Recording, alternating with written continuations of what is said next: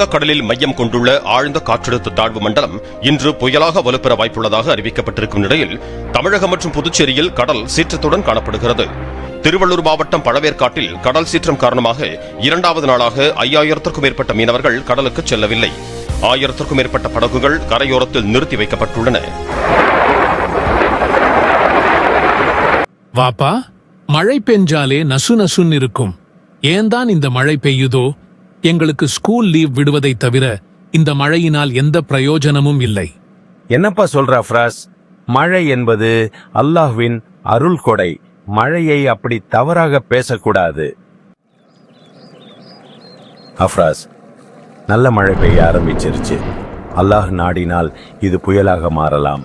மழை பெய்தால் நபிகள் நாயகம் ஸல்லல்லாஹு அலைஹி வஸல்லம் நமக்கு ஒரு பிரார்த்தனையை கற்று தந்தார்கள். அதை நான் உனக்கு சொல்லித் தரப்போகிறேன். நன்றாக மனப்பாடம் செய்து கொள்.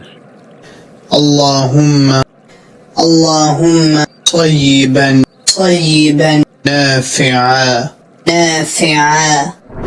اللهم صيبا نافعا اللهم صيبا نافعا اللهم صيبا نافعا اللهم صيبا نافعا.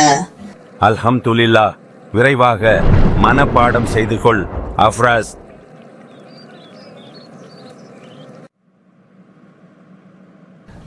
மாவட்டங்களில் பள்ளி கல்லூரிகளுக்கு இன்று விடுமுறை அறிவிக்கப்பட்டிருக்கிறது. வளிமண்டல மேலடுக்கு சுழற்சி காரணமாக தமிழகத்தின் பல்வேறு மாவட்டங்களிலும் கனமழை பெய்து வருகிறது. இதன் எதிரொலியாக சென்னை, காஞ்சிபுரம், செங்கல்பட்டு, திருவள்ளூர் ஆகிய மாவட்டங்களில் இன்று பள்ளி கல்லூரிகளுக்கு விடுமுறை அறிவித்து மாவட்ட ஆட்சியர்கள் உத்தரவிட்டனர். நீ நினைச்ச மாதிரியே ஸ்கூலுக்கு லீவ் விட்டுட்டாங்க. இப்ப சந்தோஷமா அஃப்ராஸ்? ரொம்ப சந்தோஷம் வாப்பா.